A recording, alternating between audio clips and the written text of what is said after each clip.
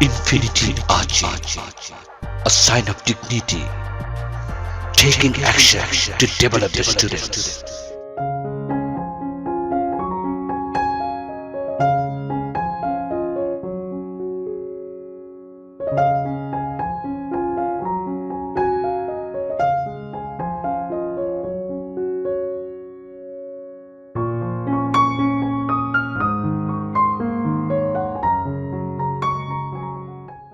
Hi there, welcome to Infinity Archie channel. Today I'm here to discuss about word. আজকে আমি word নিয়ে কথা বলবো। তার আগে ছোট্ট একটি গল্প বলতেই হয়। একদিন খাতা দেখার সময় আমার এক স্টুডেন্ট একটা প্যারাগ্রাফ লিখেছিলেন। লেখার পর হঠাৎ করে জিজ্ঞেস করলো, স্যার ওয়ার্ড গুনতে বললেন, এ কি গুনবো, টু কি গুনবো? অর্থাৎ প্রশ্নটা ছিল write a paragraph on road accident in about 100 to 120. তো এখন 100 থেকে 120 ওয়ার্ডের জন্য ও টু গুনবে কিনা, কাউন্ট করবে কিনা, কাউন্ট করবে কিনা। প্রবলেম এটাই, অনেক স্টুডেন্ট এই সমস্যাগুলো পড়ে থাকে। তো আজকে সেটা সমাধান দিতে যাচ্ছি। অর্থাৎ ওয়ার্ড কাকে বলে? কতগুলো শব্দ পাশাপাশি বসে যদি অর্থ প্রকাশ করে তবে সেটা হয় ওয়ার্ড। আর ওয়ার্ডটাকে আমরা দুই ভাগে ভাগ করতে পারি। একটা হচ্ছে কন্টিনিউয়ার্ড, আর একটা হচ্ছে স্ট্রাকচার ওয়ার্ড। কন্টিনিউয়ার্ড হচ্ছে যে ওয়ার্ডের নিজস্ব অর্থ আছে সেটা হচ্ছে কন্টিনিউয়ার্ড। আর স্ট্রাকচার ওয়ার্ড যে ওয়ার্ডের নিজস্ব অর্থ নেই বাট সেন্টেন্স গঠনে সাহায্য করে, আবার এটা বাদ দিলে সেন্টেন্সটা রং হয়ে যাবে। সো ওই সেন্টেন্সে ওই ওয়ার্ডের অর্থ আসবে না কিন্তু বাক্য গঠনে সাহায্য করবে, সেটাকে বলা হয় স্ট্রাকচার ওয়ার্ড। এখন কোন ওয়ার্ডটাকে আমি বাদ দেবো? সবই তো word. So I am going to school, এখানে কয়টা ওয়ার্ড আছে? I am going to school বলতে হবে, পাঁচটা ওয়ার্ড আছে। পাঁচটা ওয়ার্ড মিলে একটা সেন্টেন্স হয়েছে।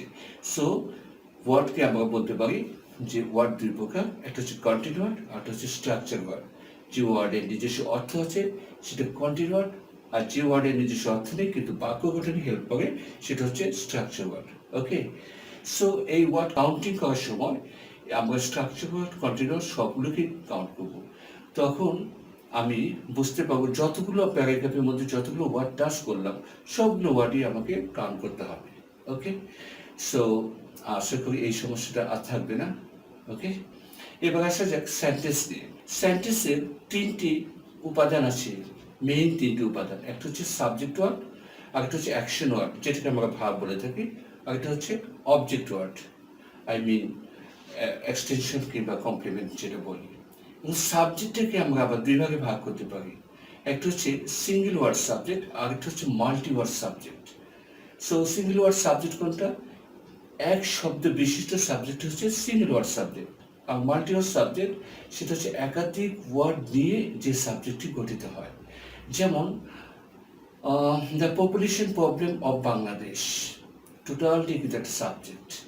I mean the population problem of Bangladesh, এই পাঁচটি ওয়ার্ড মিলে একটা সাবজেক্ট হয়েছে। সো আমি যদি বলি my uncle is busy now, এখানে ভাগটা হচ্ছে অ্যাকশন ওয়ার্ড হচ্ছে ইজ, আর সাবজেক্ট হচ্ছে মাই আঙ্কেল। তাহলে এখানে দুইটা ওয়ার্ড আছে। সো এই সাবজেক্টের নাম হবে multi word subject. I live in Bangladesh, এখানে সাবজেক্ট হচ্ছে আই, এটা হচ্ছে সিঙ্গল ওয়ার্ড সাবজেক্ট। তো আমাদের বুঝতে হবে সাবজেক্ট দুই প্রকার, একটা হচ্ছে সিঙ্গেল ওয়ার্ড সাবজেক্ট, এক শব্দ বিশিষ্ট সাবজেক্ট, আরেকটা হচ্ছে মাল্টি ওয়ার্ড সাবজেক্ট অর্থাৎ একাধিক শব্দ বিশিষ্ট সাবজেক্ট। এবার আসি অ্যাকশন ওয়ার্ড, ভাগ যেটা ছাড়া বাক্য হয়ই না। ওকে, এই ভাগটা হচ্ছে কি, মানে অ্যাকশন ওয়ার্ডটা হচ্ছে কি, যে শব্দ দিয়ে কোনো একটি কাজ হওয়া, যাওয়া, করা ইত্যাদি বলছে সেটাই হচ্ছে ভাগ। ভাগটার আগের অংশটা হচ্ছে সাবজেক্ট, ভাগের পরের অংশ হচ্ছে অবজেক্ট। ওকে, আমার এই সেন্টেন্সের বেসিক যে আইডিয়াটা সেটা হচ্ছে এস প্লাস ভি প্লাস ও। অর্থাৎ একটি সেন্টেন্সকে সাজাতে গেলে আমরা প্রথমে একটা সাবজেক্ট নেব, তারপরে ভাগ নেব, তারপরে অবজেক্ট নেব, তবেই না হবে একটা সেন্টেন্স। তবে একটু কথা থেকে যায়, অনেক সময় সাবজেক্ট ভাগ অবজেক্ট থাকার পরেও টোটাল মিনিংটা আসতে চায় না, অর্থাৎ পরিপূর্ণ অর্থ আসে না। তখন আমরা কি করি, বাড়তি কিছু শব্দ নিয়ে যাই, শব্দ নিয়ে আসি সেন্টেন্সটাকে পূর্ণতা দেওয়ার জন্য, পূর্ণ রূপ দেওয়ার জন্য। এটাকে বলা হয় কমপ্লিমেন্ট বা পরিপূরক। যেমন উই মেড হিম, এটা একটা সেন্টেন্স বলা যায় না, কারণ এর অর্থ পূর্ণাঙ্গ হয় না। আমরা তাকে বানালাম, স্বাভাবিক প্রশ্ন জাগে কি বানালেন, তখন কিন্তু আমরা একটা নাউন ওয়ার্ড এনে বা বাড়তি একটা শব্দ এনে এটাকে পূর্ণ রূপ দিতে পারি। যেমন উই মেড হিম ক্যাপ্টেন, আমরা তাকে ক্যাপ্টেন বানালাম। এই ক্যাপ্টেন শব্দটা অবজেক্টের পরে আরেকটা অবজেক্ট হিসেবে বসলো, মানে অতিরিক্ত ওয়ার্ড হিসেবে বসলো, এটা হচ্ছে কমপ্লিমেন্ট। সো একটি সেন্টেন্সের মৌলিক বেসিক যে তিনটা এলিমেন্টস আছে সেটা হচ্ছে সাবজেক্ট ওয়ার্ড, অ্যাকশন ওয়ার্ড এবং অবজেক্ট ওয়ার্ড বা এক্সটেনশন।